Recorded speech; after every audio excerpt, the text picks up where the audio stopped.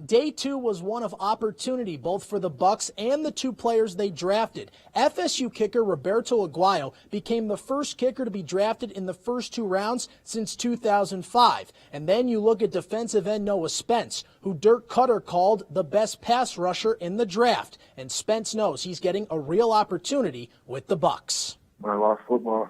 Last season, the Bucks came out of their draft having 4 starters. And Dirk Cutter said in his press conference, "I think we're well on our way to doing that again."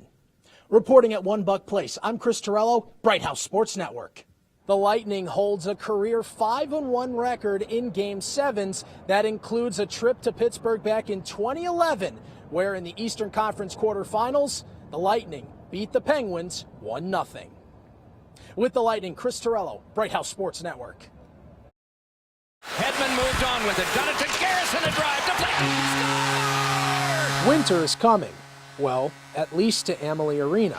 Training camp officially opened for Lightning players as the team prepares to remove the sting of the Stanley Cup Finals loss. You still can't hang your hat on the fact that we're just going to get right back to that position because it's going to be tougher this year. As much as you try to forget about it, it's little things like that when I'm watching TV or I'll see a video online of them celebrating or something. Teams are going to be gunning for you. They know what to expect. Steven Stamkos knows with contract talks looming, fans want to know the details, but don't expect to hear it from him. That stuff obviously stays between Steve Yzerman and myself and Newport Sports. We've always had a great respect for each other. That that's the business side of it. You learn that pretty quick when you come in the league. That it's not all, fun and games. There is a business side. And as for the negotiations being a distraction, well, asked and answered. I'm sure the next question, if it's a distraction or not, it's not going to be.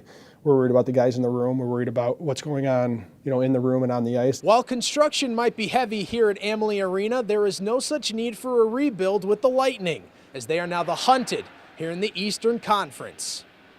With the Lightning, Chris Torello, Bright House Sports Network. Ladies and gentlemen, for the first time as a Tampa Bay Rowdy, midfielder number 26, Joe Cole! From England with love, former Chelsea midfielder Joe Cole is a Tampa Bay Rowdy. This is probably one of the biggest signings, I think, in our league in history. Joe Cole spent 8 seasons with Chelsea, parts of 16 in the Premier League. A 3-time Premier League champion, Cole also appeared in 3 World Cups for the English national team. I've been watching games on YouTube back home and seeing it. We seem like we've got a lot of talented players, a lot of energy, and a lot of we've been getting some decent results. And hopefully I can bring my quality, my experience, and try and turn a couple of draws into wins maybe. It's a move that for the Rowdies was 6 months in the making. And owner Bill Edwards and coach Stuart Campbell say the most important thing now is getting Joe Cole onto the pitch here at Al Lang Stadium. I think Joe's a scrapper. He'll get things done. If he gets out there on the field, he'll do a good job. We're really looking forward to get started, and we want to be here at the start of building this club, to be one of the top clubs in America. Cole will begin training immediately with the Rowdies and should be available for this Saturday's home game against Rayo OKC.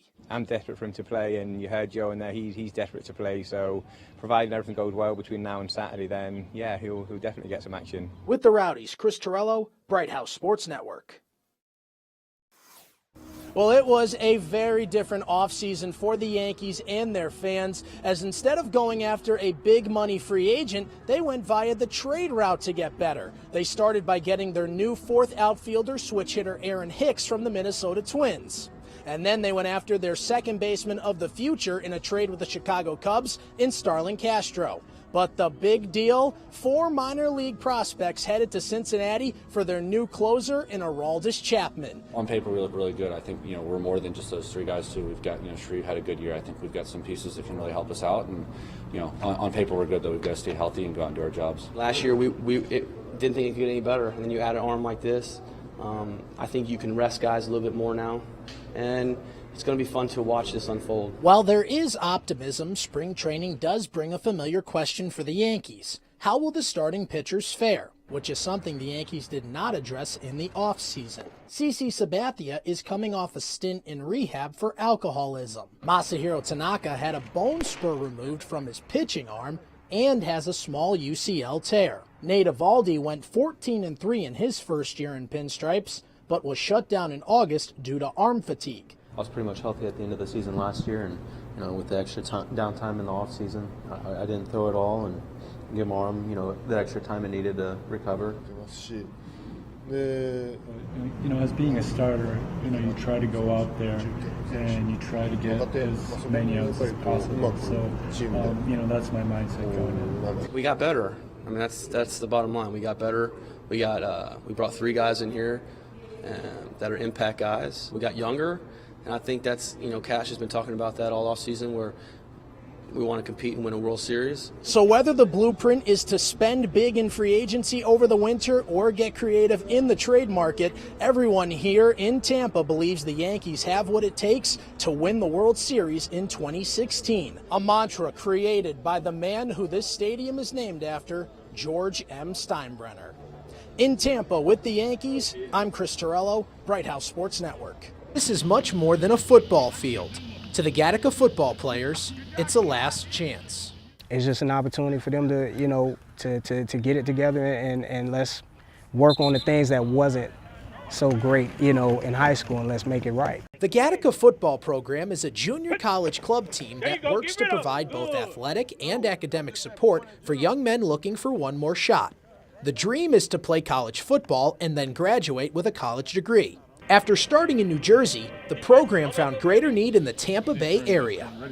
This is a private program. People can be either prep or junior college, which is also a benefit because you can take 3 classes, not waste your eligibility here.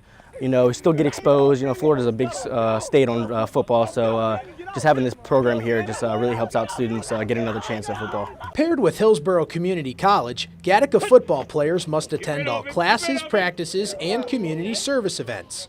The hope is to grow these young players into young men with bright futures. If all of our kids become great men, that's what it's all about. That's the message from day one. At the end of the day, I tell them all the time, I don't care about anything else. I just want to be remembered as a great man. To me, it's not about the school. It's about the culture and growing up to be a better man. Like after you leave the school, not during the school, because the NFL isn't guaranteed to everybody. So it's not all about the school and about going to the league. Many talented football players have used a year in junior college, also known as a JUCO year, using it to transition from one major college to another. Carolina Panthers quarterback Cam Newton followed that path, using a year of JUCO football in Texas to go from Florida to Auburn. And while Cam Newton might not walk onto this field, Coach McLeod sees big-time talent. It's a lot of diamonds in the rough, and we experienced that last year. It was from last year to this year is just incredible, the amount of talent that just have basically slipped through the cracks for whatever reason. The bar is set high, and the goals even higher. One goal was reached on September 19th, the first ever home game for the Gattaca Florida program.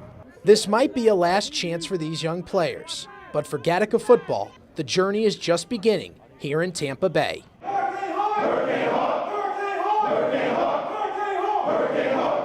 Chris Torello, Bright House Sports Network.